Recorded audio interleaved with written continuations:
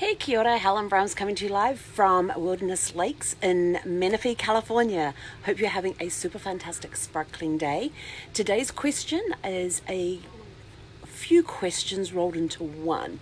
So I've had a lot of questions on New Zealand. So I'm going to answer them, and I've got the list here. Got Frank, Topper, Joanne, Ray, Lynn, and Debbie. All have questions on New Zealand. So we're going to try and get through them because New Zealand is a topic that I absolutely love to talk about. I'll be back there this time next week. Can't wait. Can't wait. Get to see the family and help my brother celebrate his 50th birthday and welcome him to the 50 Club. Awesome. So questions on New Zealand. First question is, what is the best time to go? What is the best time of the year to visit New Zealand? Anytime. It depends on what you want to see and do. Do you want to go skiing? Do you want to do winter sports? Do you want to do summer sports? Do you want to see the change of the seasons? Do you want to see the spring? Do you want to see the autumn? Depending on what you want to do, is depending on what time of year to go. Any time of the year really is a good year. You do get some places where they do get a lot of snow down in the south there, especially on the mountains for skiing, for those like skiing and snowboarding. And they even have activities like heli skiing and heli boarding, where they take you in a helicopter up onto the mountains where the virgin powder snow is, and you jump out of the helicopter on your skis and snowboard and go down the hill, just like that. You can also go heli biking during the slightly warmer months, which is where they take you on mountain bikes up in a helicopter up to the top of the mountains, and you cycle your way down on mountain bikes. So you can do that. If you want to see springtime, best time to go for the springtime would be September, October. There's some absolutely gorgeous gardens. The gardens in New Zealand are phenomenal. I love walking through the gardens, especially in springtime and in autumn, because in springtime you've got all the beautiful colours, you've got the new growth coming in, and in autumn you've got the gorgeous colours. And if you're down around the Queenstown area, there is just some amazing roads you can take down there, where the trees are just lined with these beautiful gorgeous golden yellows and oranges in the trees as the trees are changing colours. New Zealand's beautiful whatever part of the country you go to. There's always stuff to do, and it doesn't matter. Oh, my arm's getting tired. I'm going to go this way. And it doesn't matter. Thought I had it resting comfortably. And it doesn't matter basically what time you get, but it does depend on what you want to do as well. So think about what you want to do, talk with a travel professional about what it is you want to see and do, and then you can arrange it accordingly. So there is really no bad time to go. This side looks even better. This side looks better. So there is no bad time to visit New Zealand. It comes down to what you want to see and do. Let's see, if you want to do the beaches and the surfing and stuff, then summer would definitely be the best time to go for that. Although I have seen surfers out there in spring and autumn as well, and I've seen some further north in the winter time when the rest of the country is cold. Up in Northland it's a little subtropical, so I've seen surfers out there. Actually, when were we? It was June. Yeah, we were there in June, and we were out there, and they were out surfing. There was some great surf. It was awesome just watching the surfers out there in June, which is wintertime. So you can surf any time of the year as long as the surf's good. You can go cycling just about any time of the year in New Zealand as well. We've got some great cycling trails. If you're into walking trails, oh my gosh, you can literally walk from one end of the country to the other. There is I can't remember what it's called. There is a huge walking trail that starts up in the north at Cape Reinga and ends down in Bluff, and you can actually walk it, and it has been done a couple of times. It will take you about a month, maybe a little longer, like 30 to 45 days to do it. But you can walk the length of the North Island and the length of the South Island, if you wish. But there's some great walks in that. They have 9 great, well, actually no, they've got 10 great, hang on, they've got 9, and they're about to open or just open the 10th one. I can't remember. But they have at least 9 great walks, and you've got like Milford Track, you've got the Rockburn Track, you've got the Heapy Track, you've got Queen Charlotte. I think it's like 5 of the 9 are in the South Island. And the 10th one that's coming on board, or has just come on board, that's also in the South Island as well. That's actually a memorial one to the mining accident they had a few years ago down there. Let's see, what else can you do in New Zealand? Oh, jeepers, anything. Just go down and have a blast. But talk with your travel professional about what you want to see and do, and they will help you determine which time of year is best to go. So I hope that kind of answers the question. Not really, but it does. But there are some great places to go. Let's see. Next question is tipping in New Zealand. What is the rules on tipping? Basically, you don't have to. It's just one of those things that the Americans are trying to introduce to the rest of the world. And when it comes to tipping anywhere in the world, always check with the Visitors Bureau or the tourism board of the country you are going to see what the rules are. In New Zealand, you don't need to tip. I've been in the States here 22 and a half years, and I still don't get used to this tipping thing. Brad used to do it all for me. He would... if he'd tell me, he'd say, "Oh, can you take care of the bill?" And I go, "Well, here's the receipt, tell me how much I got to tip." He would do it all for me. Now I've got to figure it out for myself, and I'm sort of like, I still just don't understand this tipping thing. Just pay them the wages. But anyway, off my soapbox. But no, in New Zealand you don't have to tip.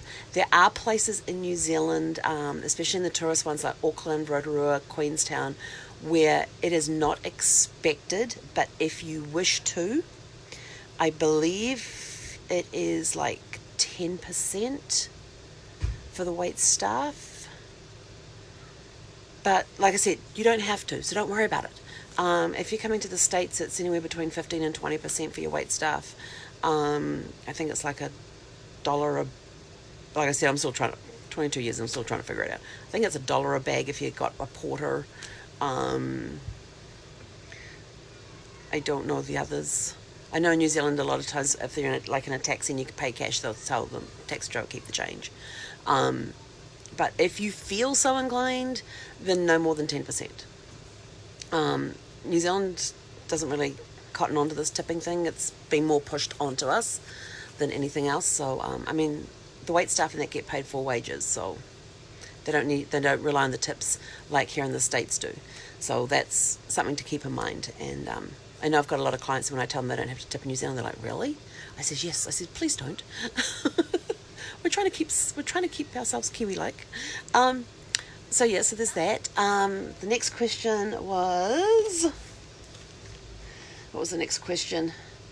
Oh, how many days should I go to New Zealand for? Oh my gosh, that's a very open-ended question. And again, it depends. How much time do you have?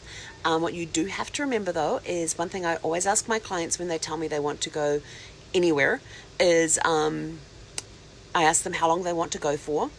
And then I say, okay, you want to go for 2 weeks. Does that include your travel time to get to New Zealand? Or is that 2 weeks in New Zealand, not counting your travel? And they go, "Oh no, that's 2 weeks." And I said, "Well, you do realize that's 2 weeks including travel." And I said, "Well, you do realize that when you fly down, if you leave on a Monday, you're not going to arrive till Wednesday, which actually only ends up, and by the time you're taken onto the travel time for flying down there and flying back to the US, you're actually only there for 11 days, 10 to 11 days. And they're like, "Oh." So it very quickly gets to be 2 weeks on the ground. So you do have to take that into account when you're thinking about that, because when you're flying from the US to New Zealand, you do lose a day going down. But the cool part is you arrive back in the States on the same day you left New Zealand before you left. Follow that one. So if you got I've got like a 10 p.m. flight back, I think it is, and I get in at like 2 o'clock in the afternoon on the same day. So you arrive back in LA or San Francisco before you, and even Vancouver before you leave. Where can I catch direct flight? Are all flights to New Zealand direct? Is my next question. Yes, you can get direct flights from. In North America, you can get direct flights from Chicago, Houston, Vancouver, San Francisco, and Los Angeles. Direct flights from those places to Auckland, direct, daily during peak season. During the other ones, it could be for like Chicago and Houston every other day or 3 times a week. But San Francisco, LA, and Vancouver are every day 365 days a year.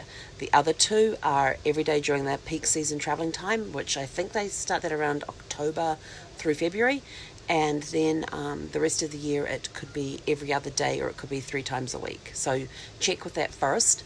So yeah, so great options now, especially bringing on Chicago and Houston, because it means that those that live on the eastern seaboard don't have to fly all the way across the US to get on a plane to go all the way down to New Zealand. They can now do just a little hop and then do the long haul. But those flights from Houston and Chicago are like 14 to 16 hours. But, you know, it's direct. And then you can get ones that go indirect, like you can get ones that go to the Cook Islands first and then on to New Zealand. And here's the cool part. If you are doing a return flight to New Zealand from LA or San Francisco, on Air New Zealand, you can actually do a free stopover in Rarotonga. There, on the Cook Islands there is no change in the cost. The flights are the same price. Isn't that cool? And I got, what other airlines fly to New Zealand?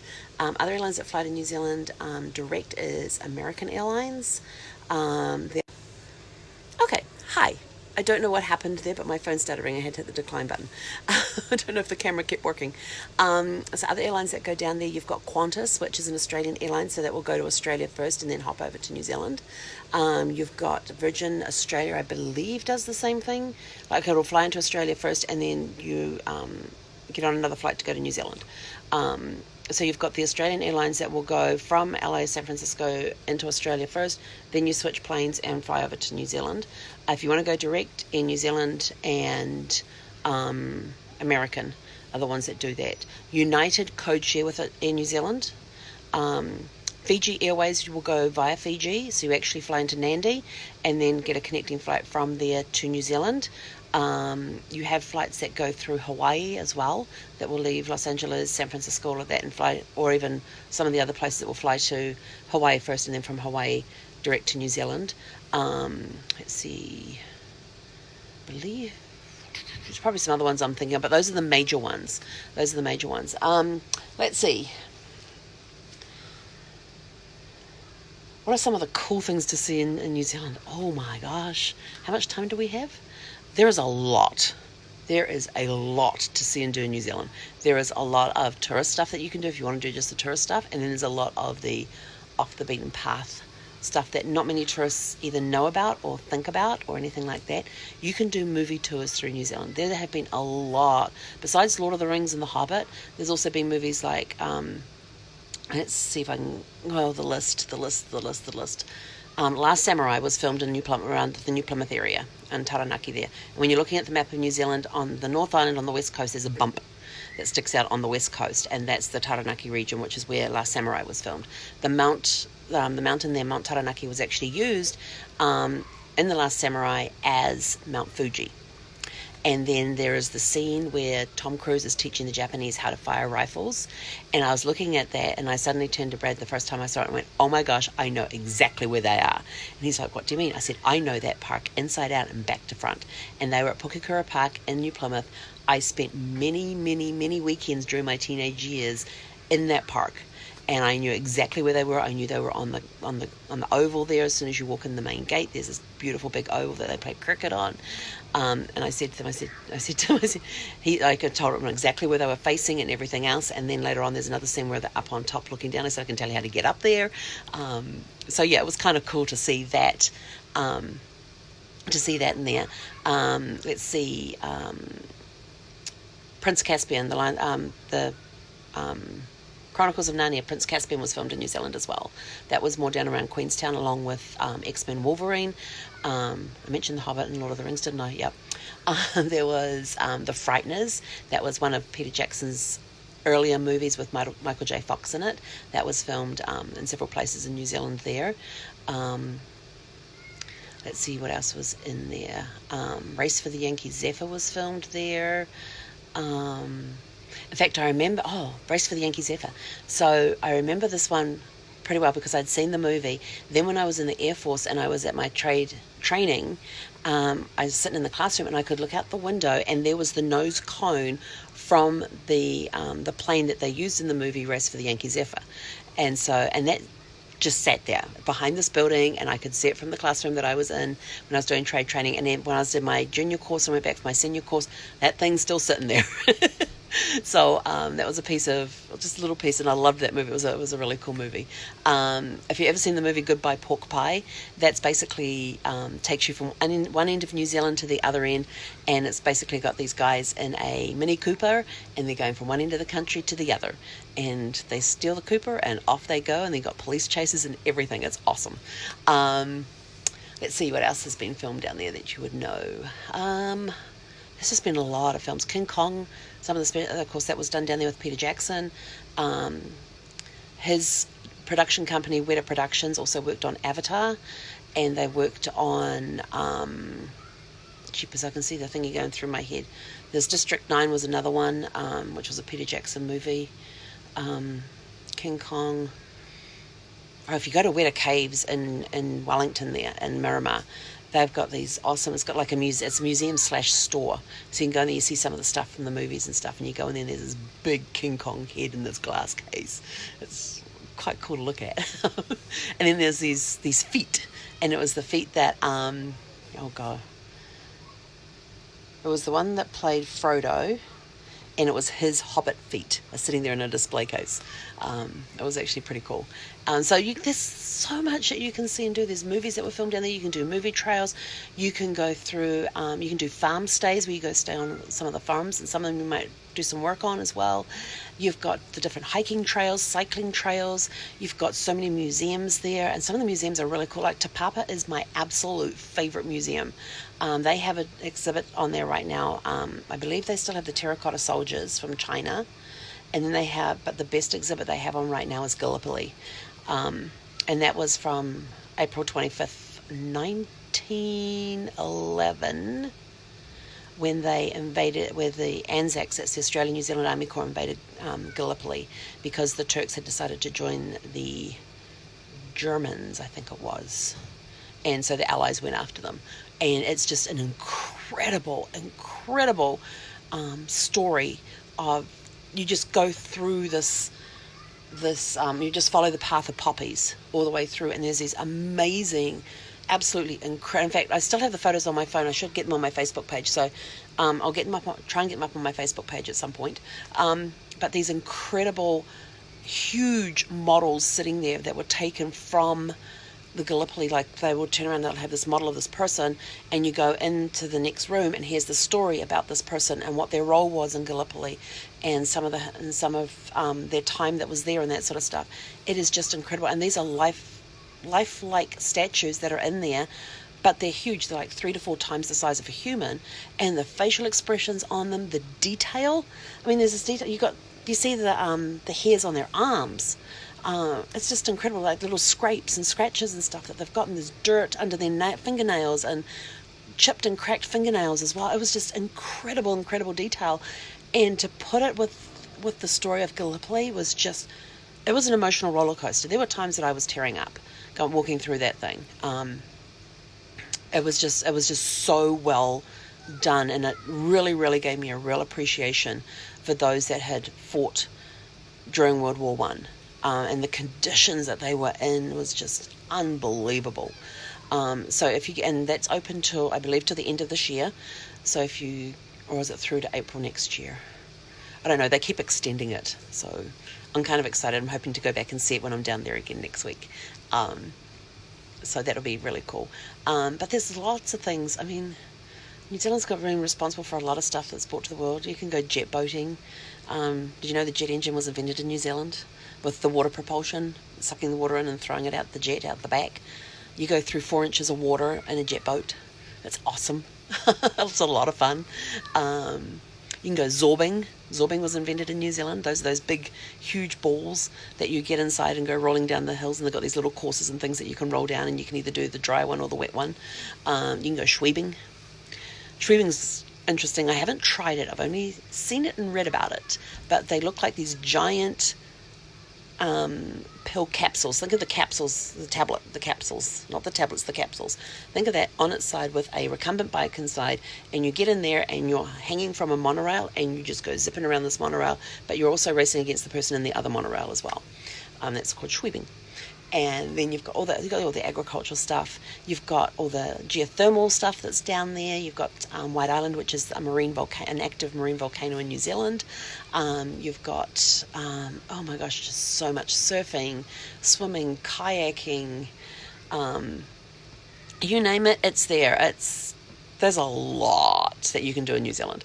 So I hope that answered some of the questions. I know I have very broad answers, but New Zealand I could sit and talk about for ages. In fact, what I may do is might get my friend Jeff to help me, and we'll put together a webinar one time on just some of the highlights. I'm going to give you just this much of a taste. I'll put some pretty pictures up and that sort of stuff. So I might do that. So if you're interested in that, if you want to hear more about New Zealand or want to know more about New Zealand or have questions about traveling to New Zealand, would like to explore the option of traveling to New Zealand, then please send me a private message and we will contact you. If you don't want to send me a private message, you can always put down below, I want to know more. Just put in the comments below, I want to know more, and I will get in contact with you. So that's it for today. Tomorrow I will still be here. So have a super fantastic, sparkling evening, and we'll catch you all tomorrow.